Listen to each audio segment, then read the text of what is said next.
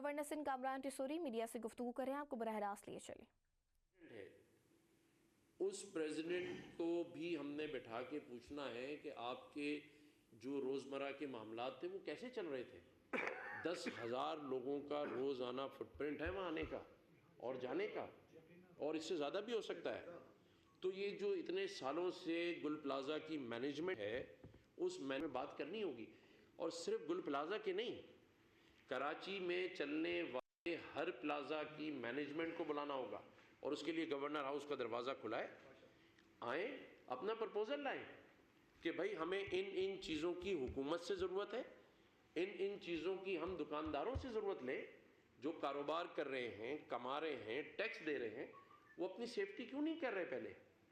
और मैं ये बता दूं कि इस किस्म के कामों में जो लोग मुलव्विस होते हैं, जो आपने कहा नीचे लोअर स्टाफ, इंस्पेक्टर्स जो पैसे लेते हैं इन दुकानों को क्लियर करने के लिए, इनकी सेफ्टी मेजर्स को इग्नोर करने के लिए, वो पैसे कत्ल के पैसे हैं। वो पैसे रिश्वत के नहीं हैं, वो कत्ल के पैसे हैं। क्योंकि इससे क्या हुआ है, एक आदमी ने रिश्वत ली, रास्ते में दुकान बना दी, जो फायर एग्जिट रास्ते हैं उनके ऊपर दुकानें हैं। इंतज़ामिया जो अंदर की है, जो बिल्डिंग की इंतज़ामिया, उसकी खामोशी है। हमें नहीं पता कि हम कारोबारी हैं, हमें भी पता है कि अगर कोई प्लाजा चल रहा है, उसकी एक दरवाजे को बंद करके वहाँ दुकान बना दें तो 2 करोड़ रुपए मिल जाते हैं। कैसे नहीं मिलते हैं। तो ये जो घिनौना जुर्म माशरती तौर पे किया जा रहा है माशरे में, और इंतज़ामी तौर पे उस पर आंख बंद की जा रही है, दोनों को हम नज़रअंदाज नहीं कर सकते। मैं इस शहर की उन माओं को, उन बहनों को, उन बूढ़े वालिदैन को, बापों को, बच्चों को क्या जवाब दूं कि जिन्होंने अपने बच्ची की जहेज के लिए, जिस बच्ची को पैसे जमा पूंजी खरीद कर अंदर भेजा हुआ था, वो शादी तो बढ़ गई लेकिन वो औलाद भी चली गई।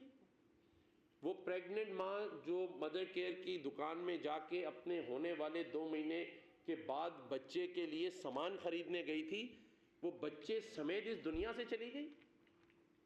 वो जवाब कौन देगा। प्लाजा तो बन जाएंगे, पैसे तो सबको मिल जाएंगे, लेकिन इस शहर की वो आहें, उससे हमें डरना चाहिए। उससे हम सबको अल्लाह के हजूर माफ़ी मांगनी चाहिए कि हम कहाँ जा रहे हैं। हम तामीरात बढ़ा रहे हैं, हम शहर बढ़ा रहे हैं, लेकिन जो मौजूद हैं उनके साथ हम क्या करें। तो गलतियां हम सबकी हैं, मुझ समेत। हम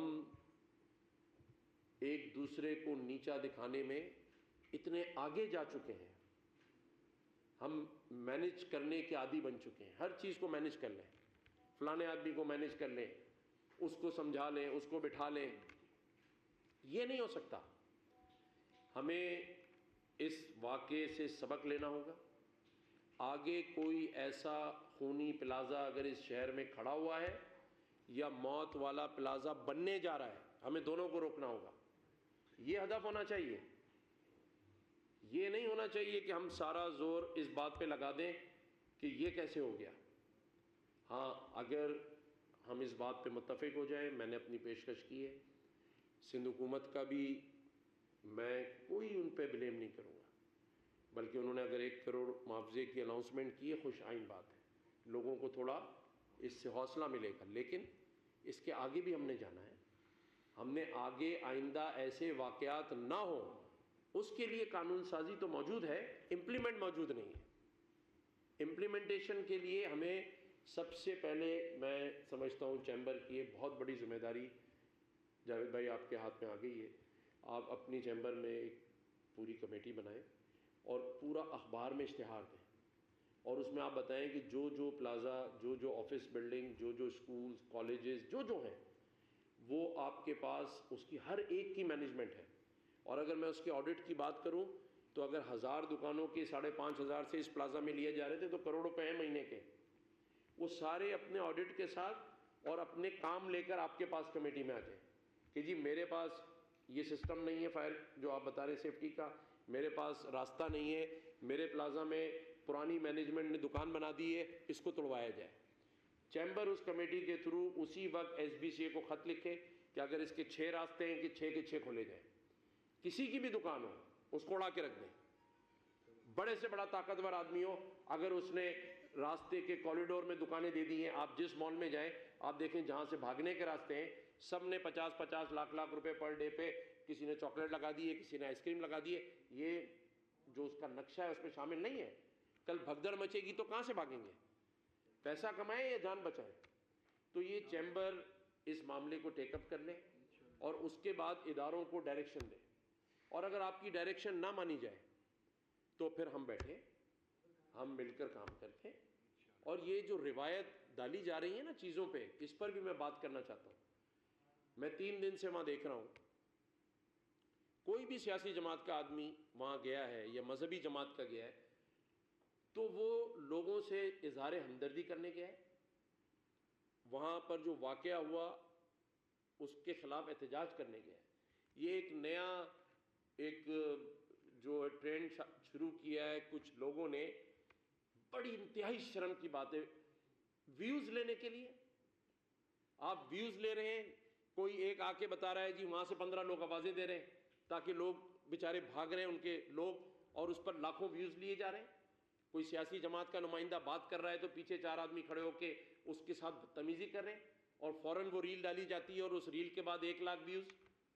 बेशर्मी की इंतहा है कि लोगों के मरने पर व्यूज़ हासिल कर रहे हैं, लोगों के जनाजे अंदर पड़े हैं, लोगों के लवाहिकीन बाहर रो रहे हैं और ये आपस में लड़ रहे हैं व्यूज़ के लिए। कोई इधर भगा रहा है, कोई उधर भगा रहा है।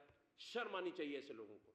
और वो खुद उन वीडियोस को रात को बैठ के देखें, अपने बच्चों के सामने बैठ के देखें कि जो तुमने व्यूज़ लिए हैं वो बेगैरती के व्यूज़ हैं या नहीं है, बेशर्मी के व्यूज़ हैं या नहीं है।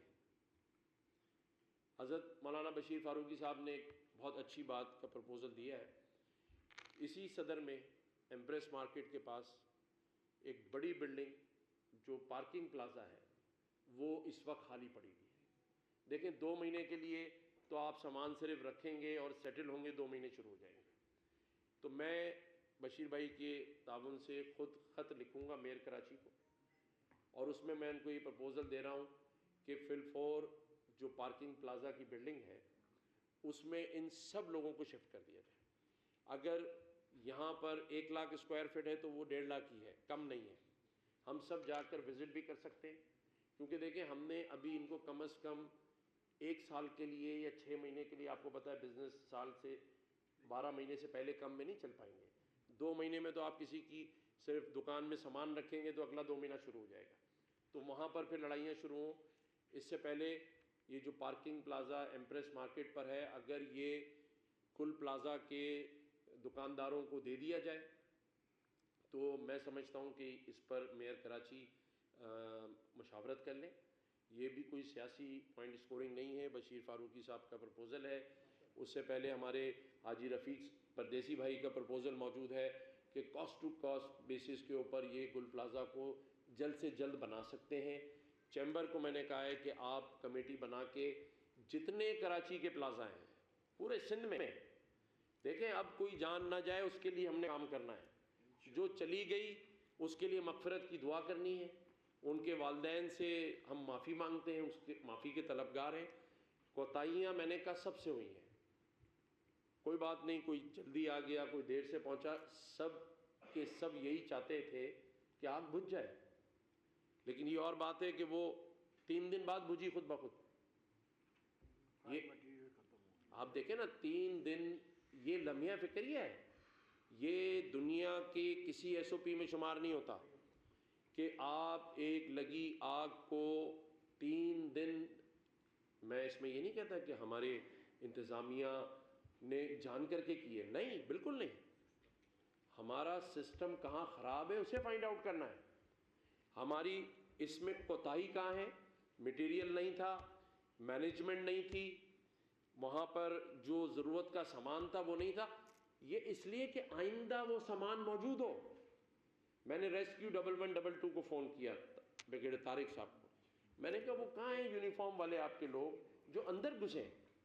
देखें ना अंदर से लोगों की चीखों की आवाज़ें आ रही थी। जी नमाज़ पढ़ लीजिए जिसको पढ़नी। तो जो लोग جن کا ہے ان کو کرنے کی ضرورت ہے. جس ادارے کے پاس چیزیں نہیں ہیں انہیں وہ چیزیں اکوپمنٹ خریدنے کی ضرورت ہے. اور اگر آپ کو اس میں کوئی ایشو ہے میں کہتا ہوں چیمبر کے ساتھ آپ رابطہ کریں, آپ ان کو بہترین قسم کا اکوپمنٹ امپورٹ کرا کے دیں, پیسے سے حکومت دے, نہیں دیتی وفاق سے ہم دلائیں گے, ایف بی آر سے دلائیں گے.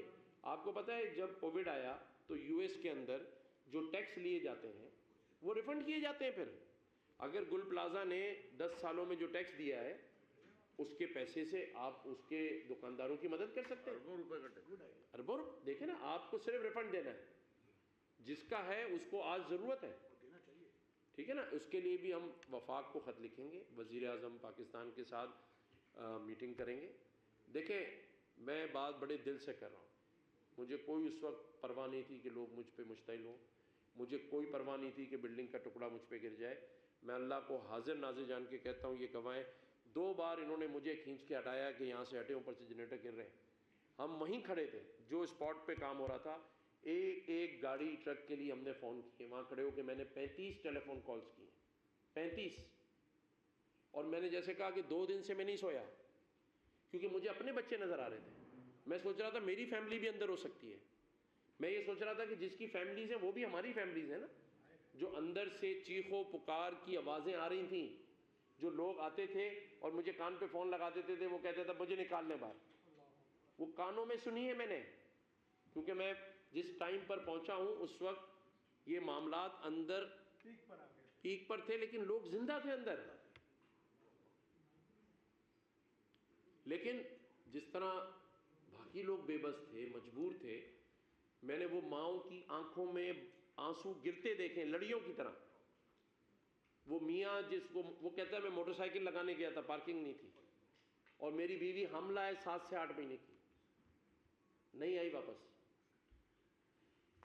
بھائی یہ باتیں اس لیے کی جا رہی ہیں کہ اس سے سبق حاصل کریں. یہ باتیں اس لیے میں کر رہا ہوں کہ اس پہ ہمیں آنکھیں اور کان کھولنے کی ضرورت ہے. اس پہ ہمیں وہ پالیسیز بنانے کی ضرورت ہے کہ یہ واقعہ آئندہ نہ ہو. بتائیں کون گارنٹی دے سکتا ہے کہ آئندہ نہیں ہوگا؟ اس لیے کہ ہم اس پہ کام نہیں کر رہے ہیں. ہم صرف سانحوں پر بیٹھ کے میٹنگز کرتے ہیں, معاوضے کی بات کرتے ہیں, غلطی کی بات کرتے ہیں, کمیٹی کی بات کرتے ہیں, انسپیکشن کی بات کرتے ہیں, اور پھر یہ فائل بند ہو جاتی ہے. یہ فائل بند نہیں ہوگی, اب یہ نہیں بند ہوگی, یہ بند نہیں ہوگی. میں آپ کو صحیح بتا رہا ہوں, اگر یہ فائل بند ہوئی تو پھر سیاست ختم کر دینی چاہیے.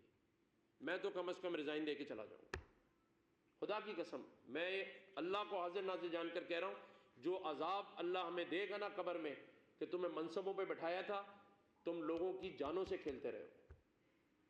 کیسا ہے یار یہ؟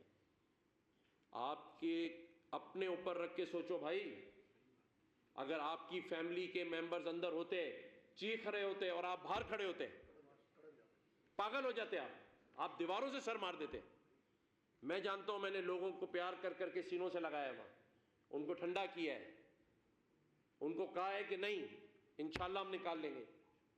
لیکن یہ چیخیں, یہ پکاریں میری 2 دن سے میرے دماغوں میں گونج رہی ہیں کہ یہ کیا ہے, یہ کیوں ہے, اور ہم بے بس کیوں ہیں. یہ شہر کراچی یتیم تو نہیں ہے. مجھ سمیت آپ سب جو بیٹھے ہیں, اس ملک کا 70% ٹیکس یہ شہر دیتا ہے, اور صوبے کا 95%. ہاں پھر تو کیا کیا ہے؟ کوئی چوری تو نہیں کی, کوئی ڈاکہ تو نہیں ڈالا. تو میں مجبور کیوں ہوں, میں کیوں ایسے ہاتھ پھیلا رہا ہوں؟ اس لیے کہ میں کمزور ہوں, میں کما کے دے رہا ہوں, میں کمانے میں مصروف ہوں, اس لیے میری داد رساسی نہیں ہے. لیکن میں اپنی بات کو کنکلوڈ کرتے ہوئے صرف یہ کہوں گا کہ جو ادارے وہاں کام کر رہے تھے